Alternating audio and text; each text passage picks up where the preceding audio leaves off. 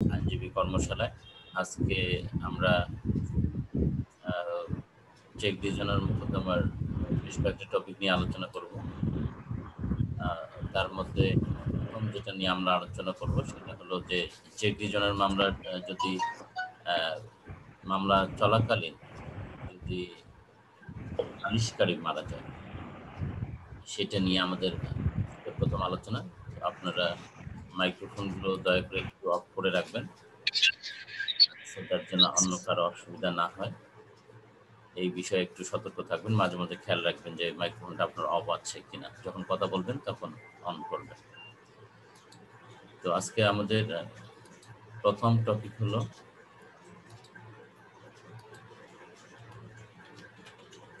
Death of the complaining. Death of the complaining অর্থাৎ যিনি নালিশকারী, যিনি মামলাটা দায়ের করেছেন, তিনি যদি মারা যান তাহলে what would be the consequence, সেটা হলো আমাদের আলোচনার বিষয়বস্তু এখনকার। এ বিষয়ে আমরা দেখব যে চেক ডিভিশনের মামলার বিচারাধীন থাকাকালীন দুই আদালতে বিচারাধীন থাকার সুযোগ আছে একটা চেকের মোকদ্দমা, with the court of magistrate, আর একটা হলো at the court of session. তাহলে এই আপনারা সকলে জানেন এনআই অ্যাক্টের 141 ধারার বিধান হলো যে এই চেক ডিভিশনের মোকদ্দমার কগনিজেন্স নেবেন একজন court of magistrate. That is why check ডিভিশনের মোকদ্দমা অবশ্যই কমপ্লেইন দরখাস্ত আকারে ম্যাজিস্ট্রেট কোর্টের মাধ্যমে শুরু করতে হয়। তাহলে এই 141 ধারার বিধান অনুসারে যেহেতু ম্যাজিস্ট্রেট কোর্টের আমলি আদালতের মাধ্যমে চেক ডিভিশনের মোকদ্দমা শুরু করতে হয়, তাহলে সেই সময়ও আসামি মারা যেতে পারে, অথবা যখন মামলাটি সেশন জাজে চলে আসে ফর ডিসপোজাল তখনও আসতে পারে, এই মামলাটি আসামির নিষ্পত্তির মানে মারা যাওয়ার বিষয়টা আসতে পারে। তো এই জিনিসটা আমাদের খেয়াল রাখতে হবে যে ঠিক কোন অবস্থায় মারা গেল, আসামি ঠিক কোন অবস্থায় মারা গেছে, সেই সময়টা আমাদের মনে রাখতে হবে।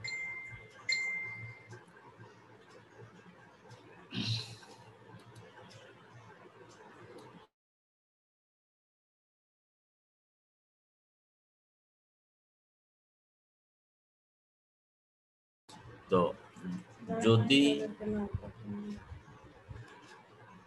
আসামি সমন জারির পর, অর্থাৎ আপনারা জানেন চেক ডিভিশনের মোকদ্দমা সাধারণত নালিশকারীকে 200 ধারায় পরীক্ষা করার পরেই কগনিজেন্স নেওয়া হয়।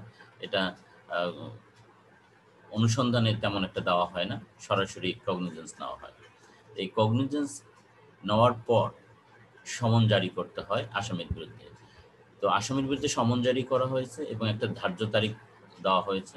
এই ধার্য তারিখের পূর্বে অথবা মামলাটা আসামির উপস্থিতির জন্য কোনো এক ধার্য তারিখে যদি নালিশকারী অনুপস্থিত থাকে, কেন অনুপস্থিত থাকলো, যা নালিশকারী মারা গেছে, তাহলে তখন যদি মারা যায় তাহলে মামলার এক ধরনের কনসিকুয়েন্স হবে।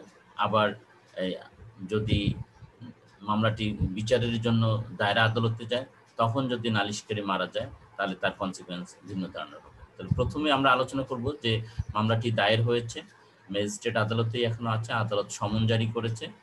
এই সমন জারি করা অবস্থায় আসামি এখনো হাজির হয়নি বা আসামি হাজির হওয়ার পূর্বে ইত্যাদি, এই সময়টায় অর্থাৎ ম্যাজিস্ট্রেট আদালতে পেন্ডিং আছে, এই সময় যদি নালিশকারী মারা যায়, সেক্ষেত্রে সারা দেশে আমরা যে জিনিসটা দেখি, ম্যাজিস্ট্রেট আদালত এটাকে মামলাটা খারিজ করে দেন।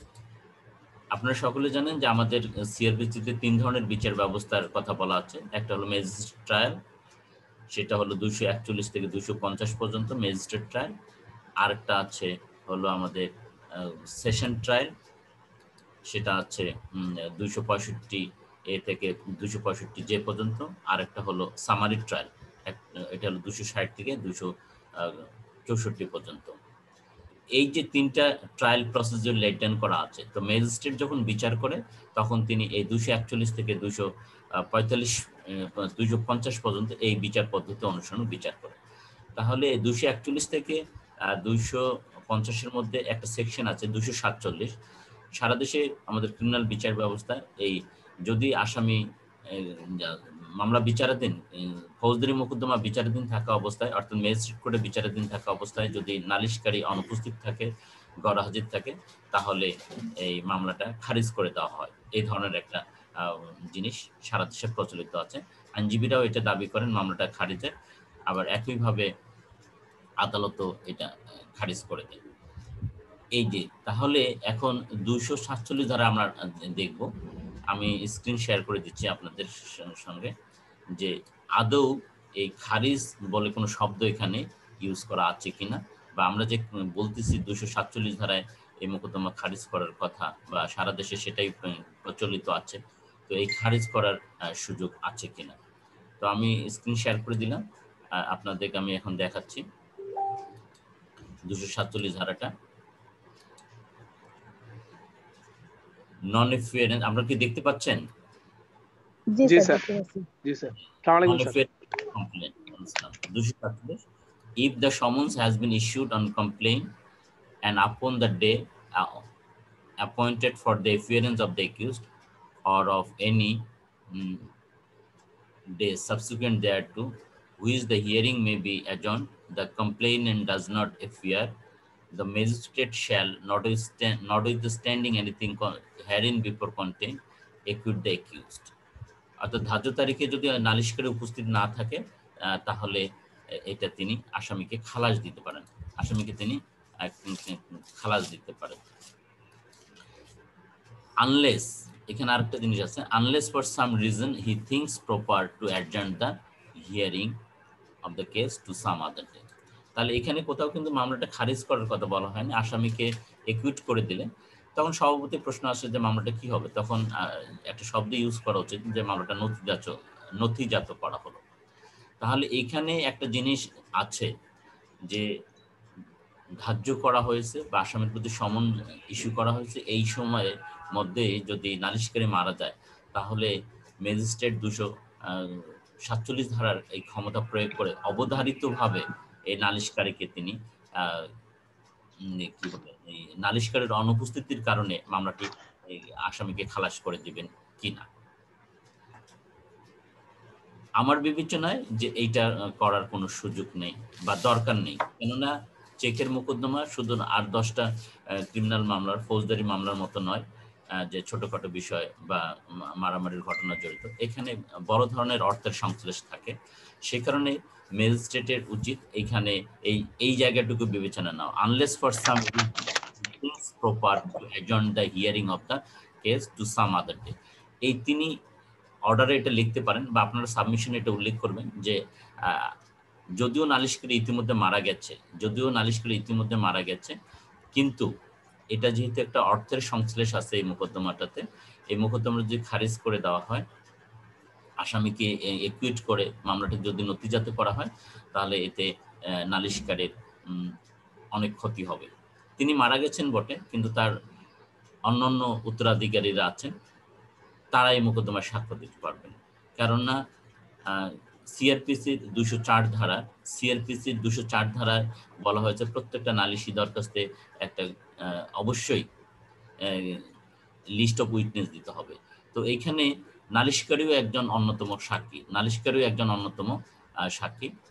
এই নালিশকারী একজন মারা গেছে, কিন্তু আরো অনেক সাক্ষী আছে এবং সিআরপিসির 540 ধারার বিধান অনুযায়ী এই যিনি মারা গেছেন তার খুব নিকটাত্মীয়, তার ছেলে মেয়ে বা স্ত্রী পুত্র কন্যাকে এখানে সাক্ষী হিসেবে ডাকার সুযোগ আছে, অথবা যে ব্যবসায়িক প্রতিষ্ঠানে এই চেকটা লেনদেন হয়েছে, হস্তান্তর হয়েছে, তাদেরকেও যারা দেখেছেন বা তার অফিসের ম্যানেজার বা অন্য কর্মচারী কর্মকর্তা, তাকেও 540-এ সাক্ষী হিসেবে ডাকার সুযোগ আছে। এই ধরনের সাবমিশন দিয়ে আপনি নিবেদন করবেন যে স্যার আপনি অবধারিতভাবে এই 247 ধারার ক্ষমতা প্রয়োগ করার আপনার দরকার নেই, বরং এখানে যেহেতু অর্থের সন্ত্রাস আছে এতে এই মোকদ্দমাটা আপনি চালু রাখতে পারেন। আরেকটা জিনিস বলতে পারেন, সেটা হলো সাক্ষ্য আইন 1872 এর 134 ধারার উল্লেখ করে বলতে পারেন যে স্যার সেখানে বলা হয়েছে no particular number of witness required to prove a case. তাহলে যেহেতু কোনো নির্দিষ্ট সংখ্যক সাক্ষীর উপস্থিতিতে কোন মামলা প্রমাণ হওয়ার আবশ্যকতার দরকার নেই, তাই একজন সাক্ষীর সাক্ষ্য বিশ্বাস করে আদালত মামলাটি প্রমাণ বলে গ্রহণ করতে পারেন। তো স্যার এখানে তো আমার আরো 2-4 জন সাক্ষীর লিস্ট আছে, তারা এসে বলুক, তাদের কথা যদি আদালত বিশ্বাস করেন, আমি যদি ডকুমেন্ট সব উপস্থাপন করতে পারি তাহলে স্যার এই মোকদ্দমাটা প্রমাণ হওয়ার যথেষ্ট সুযোগ আছে। করে স্যার এই মোকদ্দমাটা আসামিকে খালাস দিয়ে নালিশকারী মৃত্যুর কারণে মোকদ্দমাটা খারিজ করে দেবেন না। এটা হলো এই জায়গার সাবমিশন, এটা হলো ম্যাজিস্ট্রেট কোর্টের সাবমিশন। আর বলে স্যার সাক্ষ্যনের ধারাটা কত বললেন স্যার? 134। হ্যাঁ, সেখানে বলা হয় no particular number of witness are required to prove a case. আর যদি মামলাটা ইয়াতে আসে, বিচার নিষ্পত্তির নিমিত্তে আসে কোর্ট অফ সেশনে, আপনারা জানেন কোর্ট অফ সেশন সেকশন 9 অনুযায়ী, সিআরপিসি সেকশন 9 অনুযায়ী 3 ধরনের আদালতকে কোর্ট অফ সেশন বলা হয়। সেখানে সেশন জাজের কথা বলা আছে, সেশন জাজের কথা বলা আছে এবং জয়েন্ট সেশন জাজের কথা বলা আছে। তো সম্প্রতি হাইকোর্ট ডিভিশন একটা সিদ্ধান্ত দিয়েছেন এবং সুপ্রিম কোর্টের হাইকোর্ট বিভাগ থেকে একটা নির্দেশনা জারি হয়েছে যে এই মোকদ্দমাগুলোর বিচার, অর্থাৎ চেক ডিভিশনের মোকদ্দমার বিচার এখন শুধুমাত্র জয়েন্ট ডিস্ট্রিক্ট জাজকে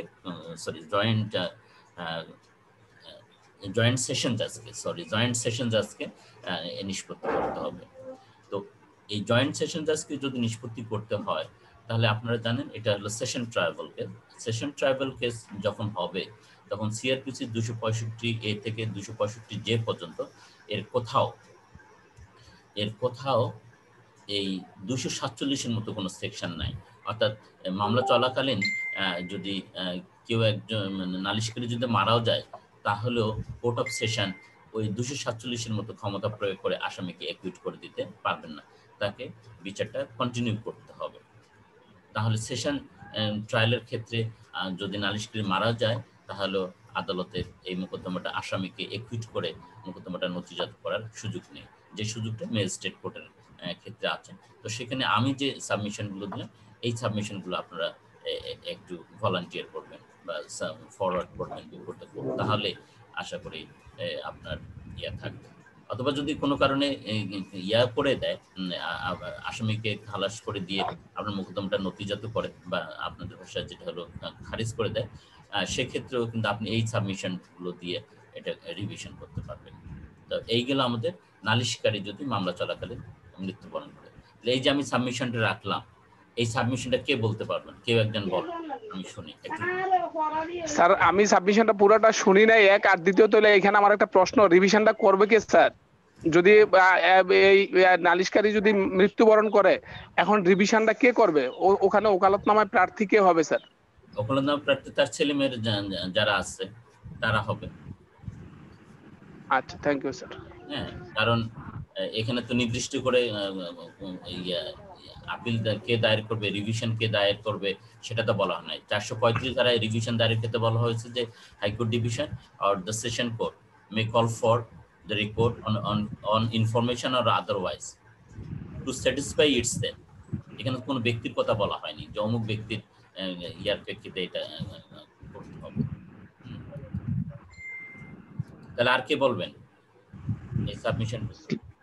আসসালামু আলাইকুম স্যার। আসসালাম স্যার, আমি নূর মোহাম্মদ বলছিলাম স্যার। জি স্যার, আমার কথা হচ্ছে স্যার, সংক্ষুব্ধ কোনো ব্যক্তি সেই তো স্যার আমার আপিল করতে পারে বা রিভিশন করতে পারে স্যার। আইনের বিধানটা কি এরকম স্যার যে এই মামলায় যদি স্যার অন্যদেরকে সাক্ষী করা হয়, সাক্ষীরা কি পারবে না স্যার?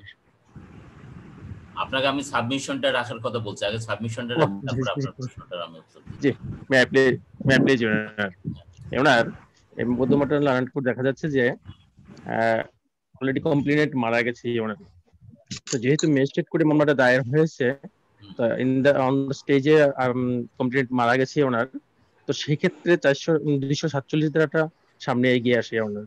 তো 247 ধারার মতো যদি মামলাটাকে খারিজ করা হয় ওনার, তাহলে এখানে কিছু ভবিষ্যতে মামলাটা যেহেতু টাকা লেনদেনের বা টাকা টাকা পাওনার একটা বিষয় আছে ওনার, এই ক্ষেত্রে আমার অপিনিয়ন হচ্ছে বা আমার মতামত 247 মামলাটা খারিজ না করাটাই আদালতের কাছে যুক্তিযুক্ত বলে মনে হবে ওনার। কারণ হচ্ছে ওনার যেখানে আনলেস দিয়ে একটা শেষ অপশনে বলা আছে যে আদালত যদি মনে করেন যে মামলাটা ভবিষ্যতে চালিয়ে নেওয়া প্রয়োজন বা পরবর্তী কার্যক্রম পর্যন্ত কার্যক্রম চালিয়ে নেওয়া প্রয়োজন, তাহলে মামলাটা চালিয়ে নিতে পারেন। তাহলে যেহেতু টাকা লেনদেনের বিষয়, পাওনা দাওনার বিষয় আছে, সেক্ষেত্রে মামলাটা চালিয়ে নেওয়া যুক্তিসঙ্গত হবে বলে আমি মনে করি মাননীয় আদালত। মোরওভার আরেকটা জিনিস আমি আদালতের কাছে আমি তুলে ধরতে চাচ্ছি ওনার, যে 204 দ্বারা সিআরপিসি সুস্পষ্ট সেখানে একটা সাক্ষীর কলাম দেওয়া আছে। সেই সাক্ষীর কলামে কিন্তু তারা মামলাটা প্রমাণ করার মতো যথেষ্ট বা যথাযোগ্যভাবে প্রমাণ করতে পারবে। মোরওভার সাক্ষ্য আইনের 134 দ্বারা থেকে সুস্পষ্ট বিধান আছে মাননীয় আদালত, যে একটা মামলা প্রমাণ করার জন্য একাধিক সাক্ষ্যের প্রয়োজন নেই। যদি একটা সাক্ষীকেও লার্নেড কোর্ট বিশ্বাসযোগ্য মনে করেন, তাহলে ওই সাক্ষ্যের উপর ভিত্তি করে বা বেসিস করেই আদালত সিদ্ধান্তে উপনীত হতে পারেন। আদারওয়াইজ যদি লার্নেড কোর্ট সিআরপিসি 540 ধারার দিকে তাকাই ওনার, তো সেখানে দেখা যাচ্ছে যে প্রয়োজনীয় যদি কোনো মামলাকে প্রমাণ করার জন্য প্রয়োজন হয়, তাহলে 540 ধারার বিধান মতে যে কোনো সাক্ষীকে আদালত কল করতে পারেন এবং সাক্ষ্য গ্রহণ করতে পারেন ওনার। তো এই সকল কিছুকে বিশ্লেষণ করে আমার কাছে মনে হয় মাননীয় আদালত এই স্টেজে মামলাটা নথিজাত করা শুভনীয় হবে না।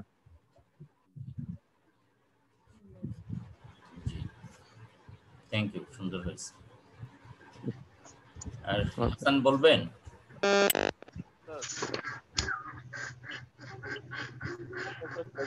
মামলায় কমপ্লেইনেন্টের মৃত্যুর ফলে কি কনসিকুয়েন্স হবে সেটা দেখার জন্য স্যার আমাদেরকে প্রথমেই দেখতে হবে যে মামলাটা কোন কোর্টে বিচারাধীন আছে। আমরা জানি সিআরপিসির সিআরপিসি 5-2 ধারায় স্যার, সেখানে স্যার আমরা আমাদের বাংলাদেশের যে বিচার ব্যবস্থা, সেখানে ফৌজদারি বিচার ব্যবস্থা পরিচালিত হয় মেনলি হচ্ছে আমাদের ক্রিমিনাল প্রসিডিউর কোড দ্বারা।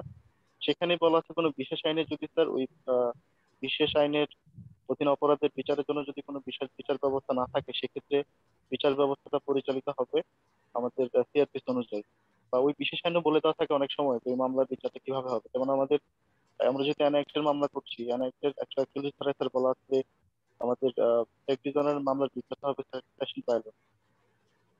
তো আর একটা কগনিজেন্সটা নেবে একজন ম্যাজিস্ট্রেট কোর্ট। তাহলে দেখা যাচ্ছে স্যার একটা একজনের মামলা কগনিজেন্সে ম্যাজিস্ট্রেট কোর্ট এবং এটা ট্রায়ালটা হয় পরবর্তী সময়ে সেশন কোর্ট। তাহলে আমাদের কাছে একজনের মামলা স্যার প্রথমে ম্যাজিস্ট্রেট কোর্টে ফাইলিং হবে, কগনিজেন্স হবে, দেন এটা সেশন কোর্টে যাবে। এখন একজন কমপ্লেইনেন্ট কখন মারা গিয়েছে স্যার সেটা দেখার জন্য আমাদেরকে দেখতে হবে আসলে এই কমপ্লেইনেন্ট কি মামলাটা ম্যাজিস্ট্রেট কোর্টে বিচারাধীন চলমান থাকা অবস্থায় মারা গিয়েছে নাকি সেশন কোর্টে মামলাটা বিচারাধীন থাকায় মারা গিয়েছে। যদি স্যার সেশন কোর্ট ম্যাজিস্ট্রেট কোর্টে কগনিজেন্স নেওয়ার পর যদি স্যার আমাদের কমপ্লেইনেন্ট মারা যায়, সেক্ষেত্রে আমাদের জন্য যেটা রেলিভেন্ট প্রভিশন সেটা হচ্ছে 247। এই 247-এ বলা আছে যে যখন একটা মামলা কগনিজেন্স হবে, কগনিজেন্স হওয়ার পর যখন সমন ইস্যু করা হবে, সমন জারি হয়ে আসার তারিখে বা পরবর্তী সাবসিকুয়েন্ট কোনো হিয়ারিং এ যদি কমপ্লেইনেন্ট অনুপস্থিত থাকে, সেক্ষেত্রে তার অনুপস্থিত ম্যাজিস্ট্রেট সাহেবকে বলে দেওয়া আছে যেন উনি যেন আসামিকে স্যার খালাস করে দেয়। কিন্তু এক্ষেত্রে কমপ্লেইনেন্ট খালাস করে দিতে হবে বিষয়টা এরকম না, কারণ এখানে ম্যাজিস্ট্রেট সাহেব একটু একটু ডিসিশন দেওয়া আছে, যেটা ওই পার্টিকুলার সেকশনে বলা আছে উনি ভিন্নতর কিছু চাইলে উনি সিদ্ধান্ত নিতে পারেন। ওনাকে খালাস খালাস না করে স্যার উনি ভিন্নতর সিদ্ধান্ত নিতে পারেন। যেহেতু স্যার এখানে কমপ্লেন মারা গিয়েছে, একজন মৃত ব্যক্তির পক্ষে তো কোর্টের সামনে এপিয়ার করা পসিবল। আদালত এই বিষয়টা কনসিডারেশনে নিয়ে স্যার মামলাটা মুলতবি করতে পারেন এবং মামলাটা স্যার চালিয়ে যেতে কোনো সমস্যা নেই। তাছাড়া স্যার আমাদের সাক্ষ্য আইনের 134 ধারায় বলা আছে যে একজন মাত্র সাক্ষীর সাক্ষ্য দ্বারা একটি মামলা প্রমাণ হতে পারে। যেহেতু প্রত্যেকটা কমপ্লেন পিটিশনে সিআরপিসি 4 ধারার বিধান অনুসারে স্যার আমাদের একটা সাক্ষীর তালিকা থাকে। আর চেকের মামলাটা স্যার যেহেতু এটা অন্য কোনো ফৌজদারি মামলার মতো স্যার না, বিশেষ একটা মামলা, এখানে ডকুমেন্ট বিষয় আছে যেটা ডকুমেন্ট এভিডেন্স দিয়ে প্রমাণ করা যায়। পাশাপাশি সাক্ষীর তালিকা যেহেতু আছে, অন্যান্য সাক্ষী আছে, সাক্ষীদের সাক্ষ্য দ্বারা প্রমাণ করা যাবে। সুতরাং সেক্ষেত্রে 247-এ স্যার এই মামলাটা খারিজ করে দেওয়া স্যার মামলা সরি তারিখ না 247 এর আসামিকে স্যার একই করে দেওয়াটা স্যার ঠিক হবে না। আর মামলা যদি স্যার সেশন কোর্টের বিচারাধীন থাকে সেক্ষেত্রে তো স্যার আসলে আমাদের 265 এর এ থেকে স্যার এইট বা যে পর্যন্ত সেখানে কিন্তু স্যার 247 এর কোনো মতো কোনো বিধান নেই। সুতরাং সেশন কোর্টে মামলাটা বিচারাধীন থাকা অবস্থায় কমপ্লেন্টের মৃত্যুর কারণে আসলে খালাস হওয়ার কোনো সুযোগ নেই। এটা হচ্ছে স্যার আমার সুতরাং আমরা দেখতে পাচ্ছি স্যার দুইটা ক্ষেত্রেই এটা ম্যাজিস্ট্রেট কোর্টে থাকুক আর সেশন কোর্টে থাকুক, এটা মামলা ম্যাজিস্ট্রেট কোর্টে থাকুক সেশন কোর্টে থাকুক, কমপ্লেন্ট মারা গেলেই স্যার এটা অবধারিত ভাবে স্যার খারিজ আসামিকে কি করে দিতে হবে বিষয়টা এরকম না। স্যার এই দুটা ট্রায়াল প্রস্তুত থেকে আমরা বিবেচনা করলে স্যার বিষয়টা ক্লিয়ার। ধন্যবাদ। ওকে, থ্যাংক ইউ, সুন্দর হয়েছে। আর স্যার কেউ বলবেন? হ্যাঁ স্যার, আমি একটু জানতে চাচ্ছিলাম, সেশন আদালতে যদি স্যার মামলাটা স্যার কোনো বাদী মারা যায়, কমপ্লেন মারা যায়, তাহলে সেশন আদালতে রিভিশন অথবা আপিল কে করবে?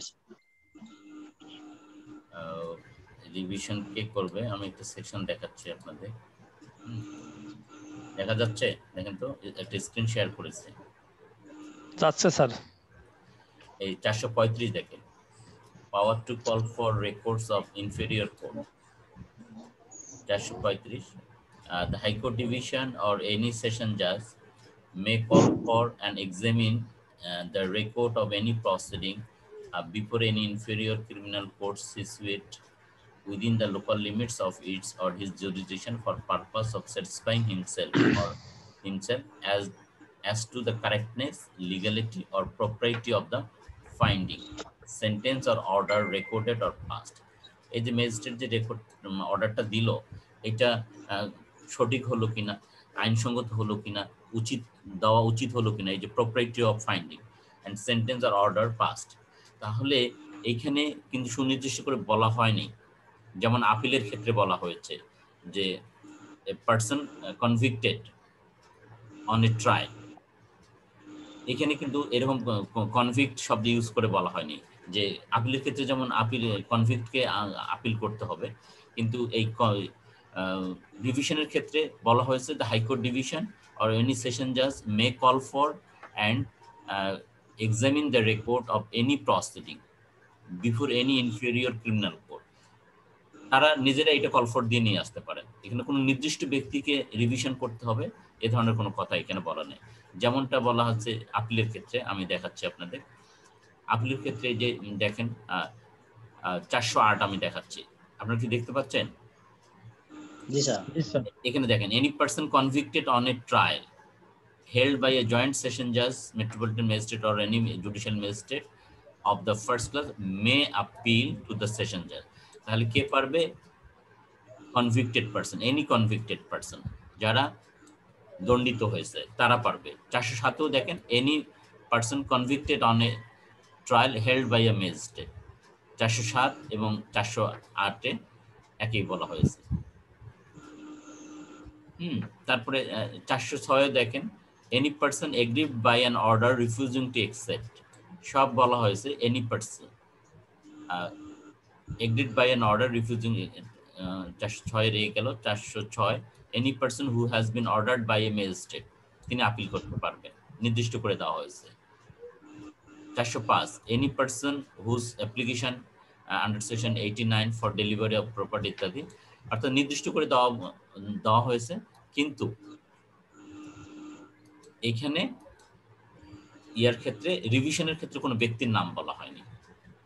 আমরা যেটা 435 ধারায় দেখলাম, এখানে কোনো নির্দিষ্ট ব্যক্তির নাম বলা নেই। এত রিভিশনটা যে কেউ করতে পারবে।